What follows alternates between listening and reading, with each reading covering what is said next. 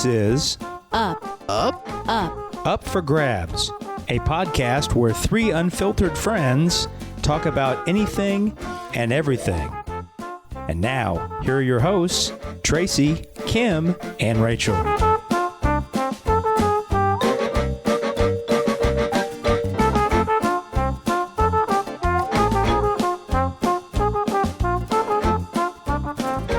Welcome to Up for Grabs. I'm Rachel. I'm here again with my faithful friends Kim. Hello. And Tracy. Hi there. You're faithful, right? Yes, all day long. Thank you so much for joining us today. Today we're dipping into some TED Talks. Now, I'm about 20 years behind on the TED Talk trend. Isn't it like it's been around? Yes, it has been around. I like TED Talks. Well, I never watched one before. Me neither. I know a couple people that have done them. As I name drop, and I always thought that I might do one at some point, but I don't know why they would choose me, but I feel like they would. I think do you have to be chosen, or do you just upload it on there? I mean, no, you have to be chosen. Okay. Yeah. Well, I think that if you don't get chosen, which you could. Mm-hmm. We could always do a follow-up podcast where each of us give our own TED Talk about whatever we're experts in. Excellent. Sounds like a plan. And I don't have anything I would They have diversified some where like universities have Indiana University TED Talk or Ball State TED Talk. So they have, it has expanded to where but back in the day when it first started. Yeah, explain what it is, because I think a lot of listeners might not know. Okay. It's where someone is either an expert in something or a life event, motivational. A lot of them are motivational. Mm-hmm. And if you're giving a TED Talk, you're on this stage and you have an audience and you don't have props or anything like that. Usually maybe one or two. Carrot Top would die up there. He would no not. Props. He, although could give one maybe on, I don't know, being aggravating. Yes. It should be informative, that more than entertaining, yes. But you also have to catch the person. Otherwise, people aren't going to stick with you. Does that make sense? Yeah. Yeah. So motivational, a lot of them are motivational, but you can find, if you just put in YouTube TED Talks, and there's a website. It used to be like you would have to go to the website, I think. Now they're on YouTube. Well, my daughter said that they watched them all the time in high school. Yeah. And really? Yeah. In what class? I don't know. She just said that we would, probably something pertaining to what they were learning. Sounds like something that would happen when the substitute teacher was there. Yeah, I had heard of doctors it. do them on different medical things. I wonder, is TED just the name of the company? No. It doesn't. No, does the it's acronym an acronym okay. for Technology something. Yeah. In development, education and development, technology. Okay, because my husband had no idea. He had to never look heard of it. really. And I'd heard of it, but I really didn't know what They're very NPR. Yes, they are. And so am I. You know, the same vibe. Yes. So that's, Well, I was think pleasantly so. surprised by it all. So Yes. I enjoyed it. Well, and the thing that again, because I'm usually not on the cutting edge of things, like the video that we watched was entitled Body Language. Can body language shape who you are? And it had 66 million views. And I'm like, what? I know. 66 million? I was stunned. Yeah. So what we're going to talk about today it was a very short talk. I think it was only 20 minutes. Yeah. But a lady named Amy Cuddy, and I forget, she's very learned. She was She's a PhD social of something. psychologist, I think. Thank is you. what she said. And she's been to a lot of school. Tons. I mean, she went to Harvard. She teaches at Princeton. She's dropping all the names. She's very qualified. She was. So it was about body language, and can body language shape who you are? According to Ursula from Little Mermaid, yes. Wait a minute. Don't you remember when she wanted to steal her voice and she said, and don't forget or underestimate whatever the importance of body language. You don't remember No. that song? Well, it's in there. It's a song? It's when it's the way she talks. Right. When she steals her voice, Yeah. she's saying, you'll be fine.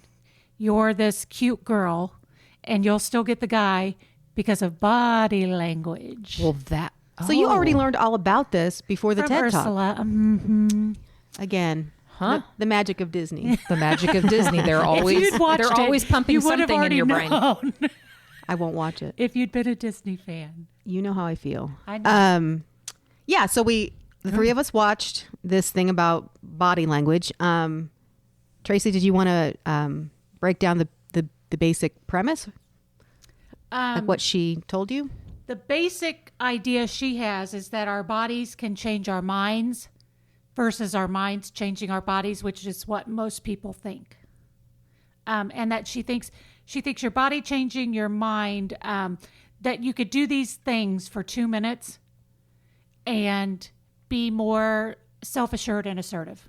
Yes, and I like that it could be either, because she did bring up and we'll talk about this later, can you fake it? Can you fake confidence? And if you fake it for so long, does it become real confidence? That kind of fake it till you make it thing. Yes. But I like the way that she said that just by the way you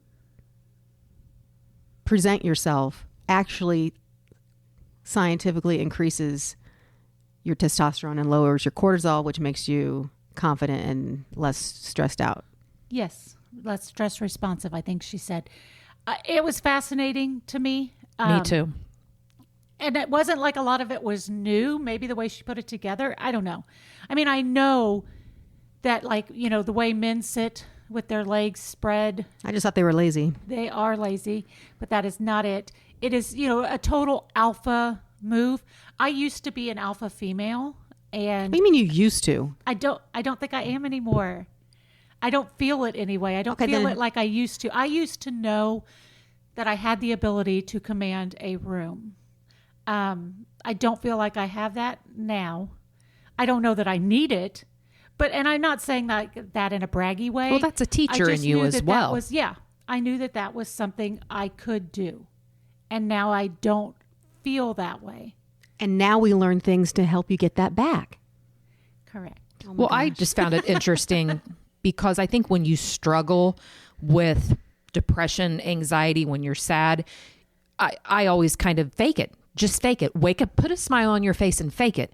And when you're in that mode, you think, no, nothing but the way she spoke and the way she talked and the science behind it and the study behind it was she used an example of that they made a group of people put a highlighter marker between their mouth because it forced a smile. So imagine like chomping down on where you're like a pencil or pen and it actually did something it triggers scientifically. Your brain. It triggers your brain.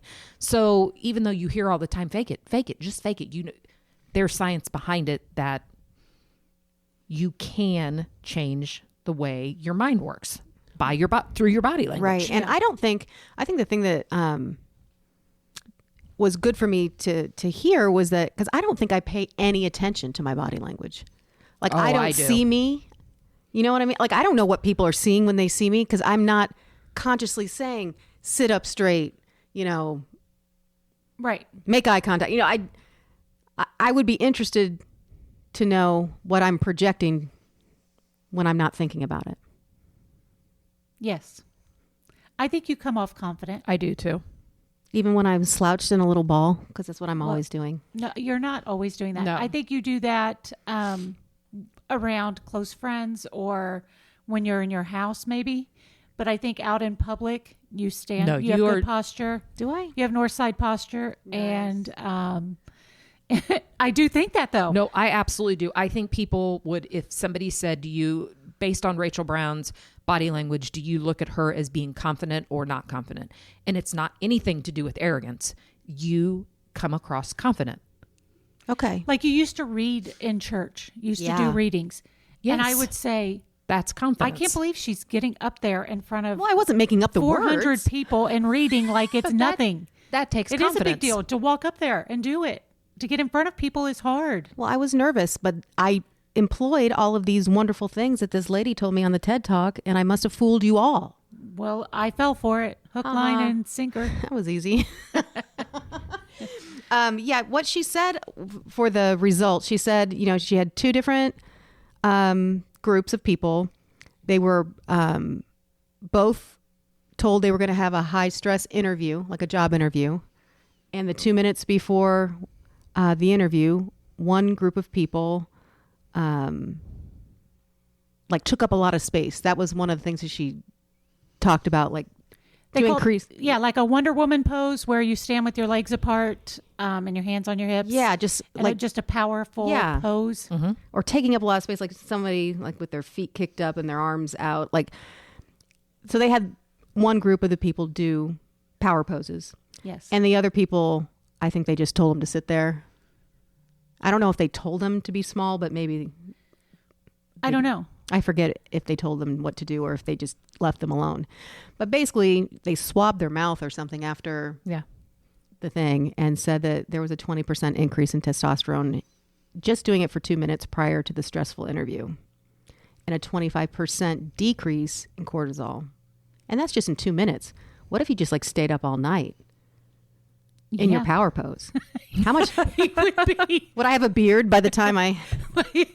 Do you know what's so weird that I'm just thinking of, and I can't believe I'm going to say it out loud, but it's a thought that I've had randomly lately. Let's hear it. As we age, we're all in our 50s now, men start to look more feminine and women start to look more masculine. Like women get chin hairs and their bodies take on a less feminine shape. How do men get... I think women look at a start man's to lose, face. their yes, hormones. Men's faces everything starts to soften on them from the head down. Like it all starts to That's soften. what she and said. Smush. Okay, thank you very much. Proud of you. Thank you. And that was Rachel, not Tracy, FYI. Like their eyes get brighter, ours get duller. Like it all seems to be they get softer. And I don't know if that is a hormonal shift because I know men have less testosterone as they age. And I believe women might have more since we have less estrogen going through the change. So I don't know how that works out because I'm not a doctor and I don't know science as much as I pretend to be. But I really, this is something that I had thought about and I don't know what the reasoning is for it. But I do feel like there is often a shift in power around this age where women kind of get tired of people's shit and they get their own power that maybe if they didn't have it, and maybe that's a generational thing. Maybe it won't happen with our kids because there was never a power differentiation like there is when we got married 20, 25 years ago. So, maybe that isn't a thing or it won't happen. But anyway. Well, I think a lot of women find themselves and find their voice when they're done raising not when they're done raising their children, that they're like, okay, it's my turn.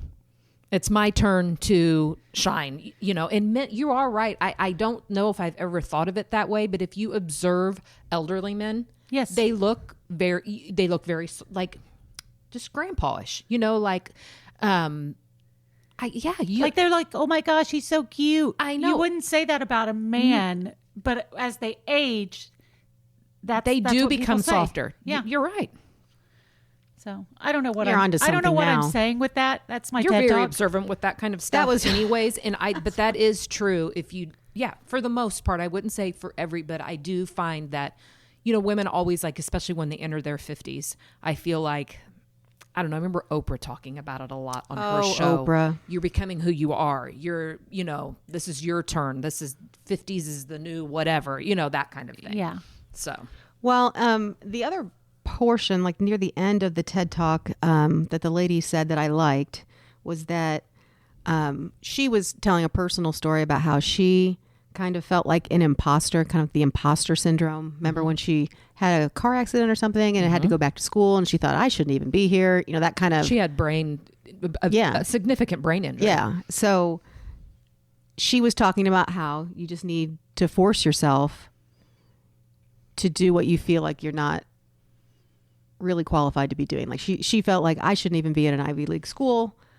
I've lost some of my ability to learn due to this accident, that whole thing. And she's like, but I just kept going. And it's almost like by repetition, it's the fake it till you make it. But what she said was fake it till you become it. Yeah. So it's like, she's saying that that is a valid way of going about something. So if you pick something you felt like you have no business doing, but you want to, she's saying if you just like keep doing it repetitiously, that suddenly you actually will be good at it. Yeah. Do you believe that? I would like to believe that. I don't know if I believe it. You and I talked recently about me looking for a job, and I don't feel qualified to do anything that I am looking at. And, every job I'm like, oh, well, I can't do this. I can't do that. But on the flip side, if you were just to talk to me, not in reference to a job search, I feel like I know a lot about a lot of things. You do. So that is weird that I get in that. I mean, and it can be a very basic job. I can't think of another word for it, but that I should think that I can do. But I will give you 10 reasons why I'm not qualified for that. And rather than, okay, I can go in and, just Learn as I go. I am too fearful of going in and not being able to do what they're asking and failing at it. So how difficult would it be for you to take on the mindset, I will just keep doing this and pretend and put a good face on? Because I think it would be very difficult. I have a strong fear of failure. So, but everybody does. I don't know that everybody does. Some people are like, I'm going to try it, and if it doesn't work, I'll try something else. I don't try things for fear of failure. Is that kind of like how I didn't learn how to play the piano because I didn't know how to play the piano? Yes. Yes. I think it is. I say that, and yet I do things like this with you guys where some of my friends or other people I know would be like, no, I am not talking in a microphone. The fact that I'm talking in a microphone is so ridiculous because of like public speaking fears that I have. But so I know that us. people are listening, but it's just the three of us right now. Right. So I can it's safe. get away it's with a safe it. environment. Yes. I don't know if I could do it in a public setting. Right. So you'll really love next time when we record in front of a live studio I audience. really we did should. not enjoy. Let's go to the mall and set up in the food court. For a brief time, we had Jack helping us, and we did put it on YouTube. I did not like that at all because it was an insecurity. I didn't, not that I cared about how I sounded. I didn't want people watching my body language. Aha. I didn't. Yeah. I mean, that's an insecurity to me.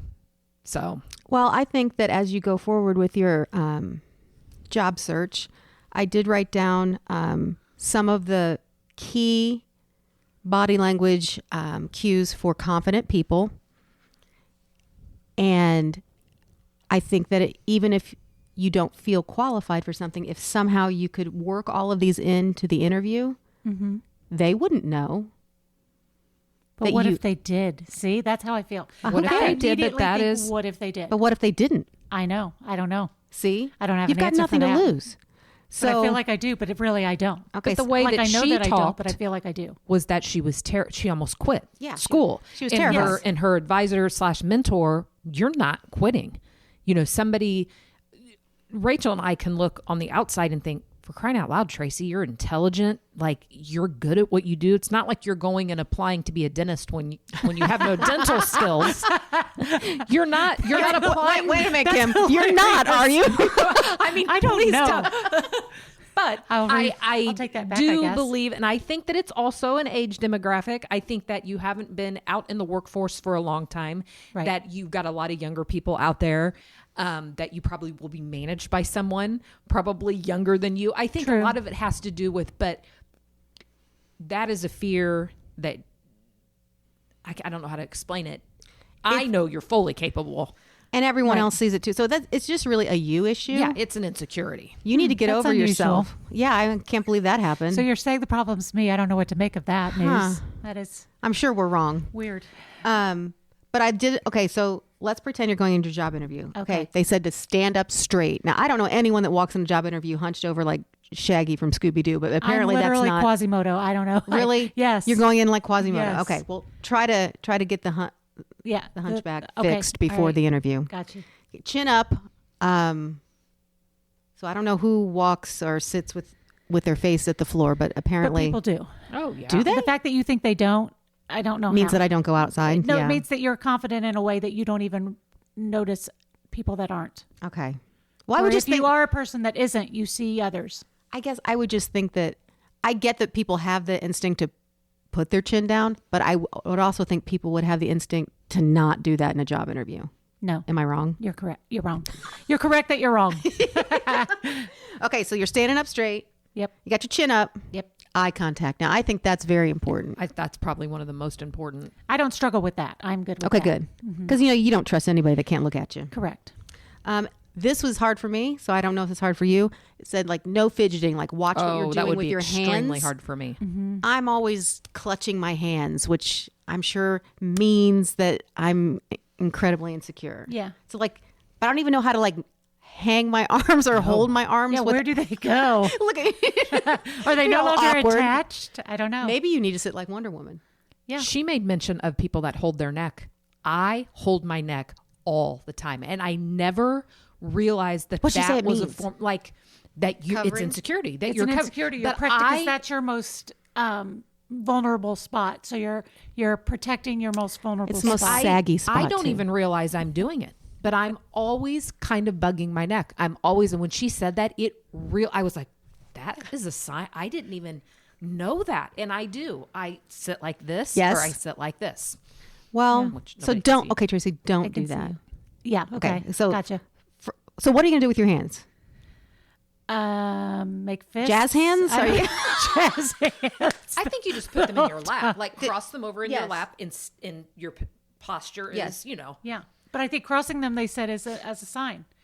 I know, Where- but I could okay, imagine as if a I'm woman sitting like I know, but if I'm sitting like a guy, right now I've got my hands splayed on my legs with my elbows out, and I feel like that is a guy sit. It is.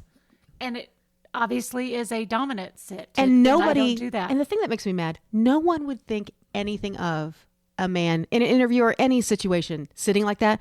But if a girl did that, they'd be like, "What the hell is her problem?" Oh, Yes. try hard over here. yeah. That's what they would. Yeah. Yes. Yeah. Okay, Billy Badass, trying to be tough. Yeah.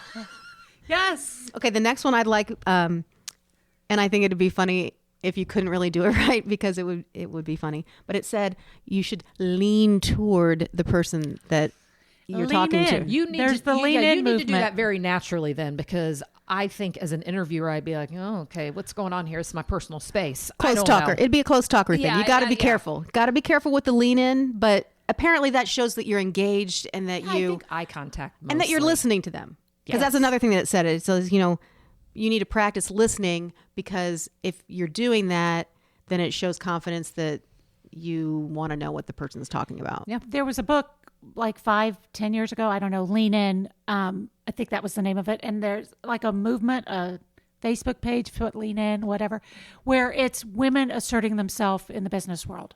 That is I'll the be name darned. of it. That's the name of the movement. Did I read it? No. But do I know a little bit about it? Just enough to say these 5 words. Lean in. Lean in. But the idea is that Did there's Michelle two, Obama have something to do Yes, with that? she did. Okay, good. Okay. and I, encouraging women to lean in. I dare you, to, lean in. yeah, to because assert women yourself. typically don't do that. Yeah. And it was like a movement where I think women encouraged each other to do it. I don't really know. I didn't get into it, but Was it around the I Me wasn't Too against movement? it. I feel- Probably. I think there were a lot of women things going on all Yeah. at once. Yep. Okay, so we're leaning in. Yes. We're listening. Oh, here's one that I'm not good at. Well, there's 2. One of them is watch your facial expressions. I think sometimes I don't even pay attention. Like subconsciously, I don't really know if I'm making a dumb look or not. Right? Like if you have RBF, check it Okay. in the interview. So I have resting nice face instead of RBF. Oh, I have a resting frown and face. I think people think I'm nicer than I am. that's my good. That's my assessment That of is it. Is good. that I come off nicer. And I'm a nice person. I'm acting like I'm tough and not nice. I am a nice person, and I let a lot of things go. And I think I smile, like my resting face is a smile. Wow. Well, I was just have thinking. prominent frown lines. So I do, and it's like yes, I do.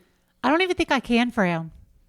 But Okay. I think I'm a very nice person, and I don't think I come across as like bitchy or anything. No. But I do have a resting frown face. And I guess I've never really thought, do people look at me as, ooh, she looks like she's miserable or angry? Because that's just my natural, and it's nothing to do with necessarily my mood. Right. It's just that. But I guess they're saying you have to be really aware of that. I remember my grandpa when I was little, and I never really thought much of it. You're going to freeze like that if you keep frowning. And I think that I'm just not naturally like, I'm not a like that kind of a person. But I think that that's hard because, like you said, you don't know how you look. But I don't. I don't think of this when I see you, but when I see other people that maybe I don't know very well, if that is their resting face, that's not an approachable person. Like, I'm afraid to walk up and strike up a conversation because they look like they want to kill somebody. And I just don't want it to be me. And when I see someone with a face that is, I want to go make them smile. I mean, that's my natural instinct is I feel to like I'm change that way that. to an extent. Okay, I'm a talker. Pollyanna. I'm I a know. talker to the service world. My kids get really mad at me. Oh. But as I've gotten older, I'm very aware. I can't help it. I just strike the conversation. We pull off and they're like, why? Why did you have to tell her that? I'm like, I don't know. Because her blue hair was really cute and it reminded me of Marge Simpson and I wanted her to know that. You know, like that kind of type of thing. And they're like, Mom. I humiliated Mary. We were just recently on fall break and we went into a gift shop and there was a lady that had a homemade t-shirt on and it said Kim. And then it said 50 is fabulous, 1972. And I go, of course I couldn't help myself. And I go, I'm a Kim and I'm 50 as well. And then after I said it, I was like, why? Why? And the lady didn't really respond to me she had a resting frown face. She goes, oh, when did you turn 50? And I said, March, and then we did strike up a little bit of a conversation. And then when we left, Mary goes, why? Why do you feel the need that you have to talk to somebody? And I'm like, well, her name was Kim. I mean, like, and she was begging you to talk to her. She wasn't very friendly though, but I tried. Well, and I think, when kids say that, as I get older, it's just to make a human connection. They're going to do it too when they get everyone older. will do it. But it's just, as kids, that's embarrassing and dumb. But all of a sudden I find myself doing similar things. And it's just to let them know I see them and we're all just people. I don't know. Especially sometimes if you really notice, like I notice this a lot. People that work on a deli counter in a grocery store, they're sad, look miserable. They are. I don't know why, but they really do. I'm always striking. I'm like, I don't know. I just, I don't know. I think it's wonderful that you go to the deli counter because the wait alone, I haven't been to a deli counter in years. I'm not going to even say it. Oh my God. Say that's what she said. Yes, just say it. I like my meat fresh. I guess I'm not a huge slick meat fan. Apart, please. Yeah. Yeah, no, they are miserable because they are. Wouldn't you be miserable in the Yes. hairnet and the big slabs of meat? In the carpal tunnel from the Seriously. Yeah, that's a miserable job, but anyways, off track. Okay, so I'm bad with the facial expression. Not that I think that I don't even know what my normal face is, quite frankly. You guys should tell me. But I'm just like, I don't have a poker face. So like if I was in a job interview per se, and they told me what the pay was and it was like considerably lower than what I would imagine, I know I would make a face. I know I would. See, I would be smiling like I was grateful for it. I think I would make a face too. I think sad. that my body language says it all most of the time. I mean, I think they'd say, and I'd slouch immediately. My chin would fall to the ground and I'd start crying. I don't know, but I do need to keep that. The other thing is tone of voice. Okay. And I feel like you're going to yell at me here. Well, in a job interview situation, why am I going to yell at you? Because like when we do this, sometimes you say I'm not speaking up and to lean more into the microphone. Lean in. Lean in. Yeah, but I don't do that. And you yell at me for it. So I thought this was something. So is that just that's more voice projecting? I'm saying you could be saying something really, really mean in a nice voice. You know people that do that. Don't you? Oh, yeah. yes. I'm probably that person. Really? No. Maybe a little bit. No, am I not? I think I don't am, know. I so don't know if that's I've sad. seen you in a setting to where you are angry at somebody. Okay, and you're right. And you I want wouldn't to say it. I would walk away and say it in my mind or to someone else. But yeah, I guess they're saying in the interview or whatever situation you're in that you want to be confident, your tone of voice is very important. Yeah. Yeah. Like I would not be comfortable negotiating for a job. Like if they said we offer $4 an hour and no benefits, I'm like, awesome, I'll take it. Sounds good. Yeah. Like I would not. And then you'd go home and then send an email. Yes, I'm not and interested. People are like, well, didn't you ask about this or that? I'm like, no. How? I could not have asked about that. And they're like, they expect you to. That's what they do. I'm like, no, they do not expect it from me. They do not.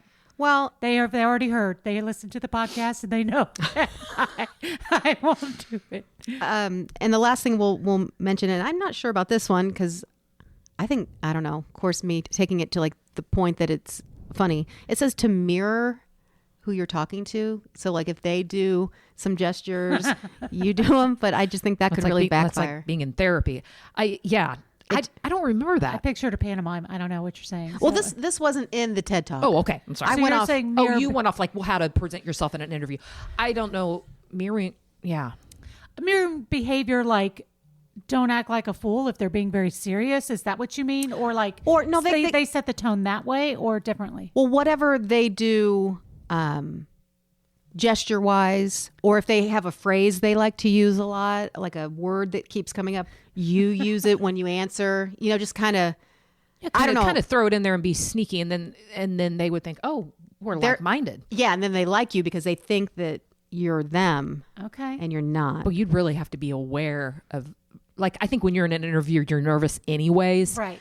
And I couldn't imagine going in there and sitting up like, like Superwoman and being like leaning in and, making like weird eye contact. Actually, doing all of the things. And then if they, would always, I don't know, said something, then they'd walk out of there and go, weirdo. yeah. Yeah. They might say that anyway. No, you have to kind of probably. practice it and be natural. And the last thing, I will say one more thing, because this is a pet peeve of mine. And I didn't know it was something that you had to tell people. But a normal firm handshake, not try to break your wrist or crush you, but not, just the... I think, but I think handshakes are a thing of the past. So What? With COVID, I don't You think chest people bump? shake What do you do? hands. They nod. A nod is Or a fist bump. considered- Yeah, a fist bump. Maybe. No. I feel like doctor's In a lot of offices, cultures, I'm getting they fist don't bumps. No, there is no. Oh, I get Yes. fist bumps in doctor's offices Most from places doctors. don't handshake anymore, and it is kind of gross. I don't know that you didn't just wipe your butt in the bathroom and then not wash your hands. Like, why am I touching your hand that you eat I with? think we're so I'm much gonna more eat with- aware of it. Yeah, Because I'm really kind of creeped out when someone wants to shake a hand now versus 2 years ago. And other cultures never some Asian cultures, they never would shake hands. That's not even a thing. So what, are you going to start bowing? What are you going to do? Well, no, but I think a head nod. Nice to meet you. You people Wave. can't see me, but a little head nod. It's an Wave from a acknowledgement. distance? Why do you have to touch a person you just met? It's weird. Shaking somebody it's human. It's human connection. I mean, I agree with you. in the business world, that's normal. I think men still shake hands. I don't know that they're going to continue. I feel like it's a thing of the past. It's going by the wayside. Maybe COVID did a little bit to that. Like at Mass, for instance, when you have the sign of peace at a Catholic Mass, I'm pretty sure most religions do. I noticed that, and I like People this a aren't lot doing better, where you just give the peace sign. Yes. But there still are the occasional, and it kind of catches you off guard now. You're kind of like, oh, I was one of those Should I people. be able to is it okay? It doesn't necessarily bother me. I'm okay to shake a hand. I mean, whatever. But See, I didn't know it was out, and I was one of I those. think it's on its way out. It's on its way out. I wouldn't be surprised if it's out on the coasts and in the Midwest. It's not. And a few years it might be. You know what I mean? Like a lot of times that is how things work. You're right. They work their way from the outside in. Yeah. I feel like it can be a little bit gross. I'm just going to say that. Okay, fine. Now you've ruined handshaking for me. I'll never do it But again. if somebody You does can extend do it, but your if you hand, do it, do it correctly. yeah, it needs to be a good handshake. I agree. Okay, so go around the table. Do you feel like after... Hold on. Can I say one more thing about a handshake? Oh, absolutely. One of Zach's surgeons, and it was a male, went to shake our hand like on something, and it was a very delicate handshake, very soft. But I was like, not the least bit offended, because that hand has to do a very intricate surgery, in a very small space with a lot of vital nerves. can't Why just be would he throwing- be out squeezing people's hands? That one gets a free pass because. But I'm saying, yes, like, you don't know that. Like, so if someone goes to meet him and shake his hand, like at the time I was married, I'm glad Larry didn't crush his hand. You know what I mean? Like That'd be like a that's Seinfeld thing. episode. You know what I mean? Yeah. So anyway, that just made me think about a soft handshake, but it was someone I respected. So I didn't judge him on his soft I get handshake it. I get it. because It's fit- part of his craft. it is part of his yeah, craft. that hand is vital to him. Yeah. Like being a hand model. which I have been approached to do, but I'm too old now. They need old hands. I'll post a picture of my young hands. You do have beautiful hands. Based on what we've learned from this very confident lady on our TED Talk, I need to know, do you believe it? Do you feel like it's true that you can put your body in a certain way to project something that you don't have, and then all of a sudden it actually starts to come true? I believe in the theory of it. I don't know in practice because I haven't done it, but I can see how it makes sense to me. Okay. Kim? I believe in the theory of it as far as it. I think it was hard when she was explaining her story about being in an accident, losing. Okay, she also was a gifted child. Like, she already had some things in her corner. And I think that somebody that is having a terribly hard time finding themselves and finding the confidence could listen to her and think, well, that would be really tough to do. I mean, she was at a freaking Ivy League school. Correct. I get that she felt like an imposter because of what she had been through that. But on a completely different note, as far as those who suffer from anxiety, depression, I firmly believe that that waking up and putting a smile on your face, standing tall in the morning, I've got this, that type of thing. I don't know if it gets you through the whole day perfectly, but I certainly think that it helps. You bring up a good point, because I asked Rob, does he do anything to try to, boost his confidence? And he said, and I didn't even know he did this, was that he starts his day, like when he wakes up, he just says, today's going to be a good day. Like, he has an affirmation. He would. God bless him. I love him. He's like Stuart Smalley. He is. I love that. I hope he does it in the damn mirror. I hope he says it out loud in the mirror. So, and I thought, so self-affirmation, yes. like, and just, I think you train your brain to be positive. Okay. So I'm not good at it, but that would be Robin. I love that. That he would bother That to even he would do remember. that. It goes with his vibe. Like, he puts that out into the world, I feel like. My grandma and my brother, who is a priest, has done this homily several times. Give it up. Give it up to God. Like, you don't want to do something today. You don't feel like you want to do something. Just give it. Like, you don't have to be a religious, but just give it up. You're doing it for somebody. You're doing it for somebody that can't do what you're doing. And I think sometimes, like, I get out, just give it up. Just do it, just. Yeah. But it's easier said than it. It is, but it's like a mindset. And like you said, it doesn't necessarily, you can wake up and say, today is going to be a good day.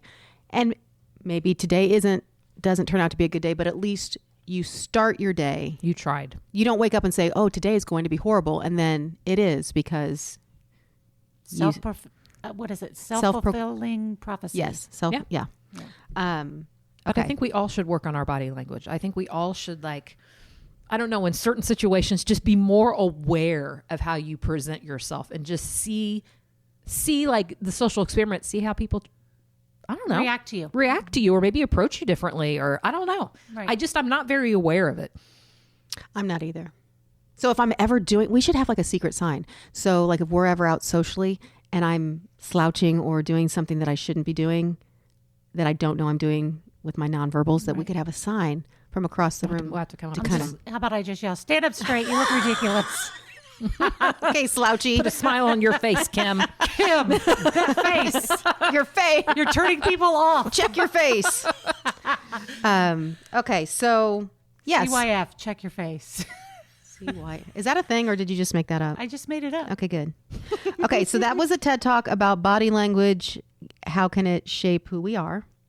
And 66 million other people should be walking around standing up straight with making eye contact. Maybe that's why I feel like such a failure, because 66 million people are already doing it. I'm the only one not at this point. Yeah. Okay, so we're going to wrap up our talk about that, but I want to announce our very special next podcast. It's going to be about our book selection. So we're going to give you some time to read a book. And Tracy, would you like to break it down?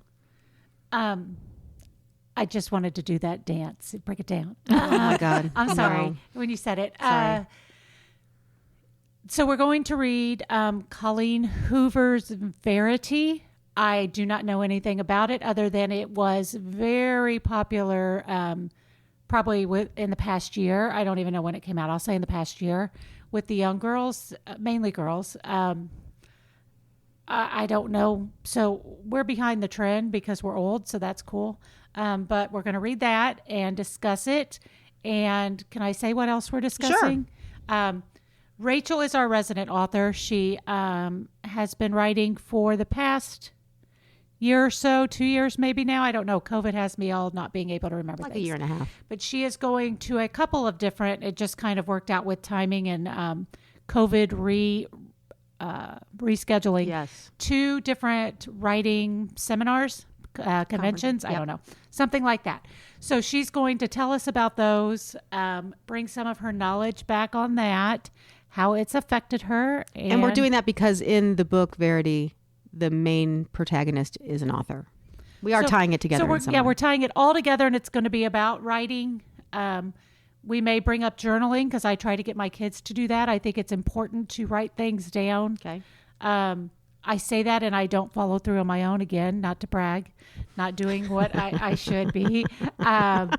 But I do think that's important. I think journaling is very helpful for people's mental stability. Yes. So, yeah, we'll talk about all things writing. Okay, so get to reading. It's called Verity. That's a person's name, right? I wasn't. Yeah. Yes, it is. See, I feel like it always looks like a misspelled word. So I'm glad you told me that because it's a very have trouble unique even word. saying it. I don't like it because I don't know it. Yeah. Well, we'll talk about it after you read it. Kim and I have already read it, so we could talk about it now and ruin it for you, but we won't. So it's Colleen Hoover and it's Verity. So start reading, and that'll be our next podcast. Anything else going on that we need to let people know about? No. If you would like to interview Tracy for a job, she has all these new tactics that she's ready to try out. Feel free to let us know. That's right. Thank you so much for joining us on Up for Grabs. We hope you learned something about showing yourself a little bit more confidently in the world, and we will see you next time. Bye.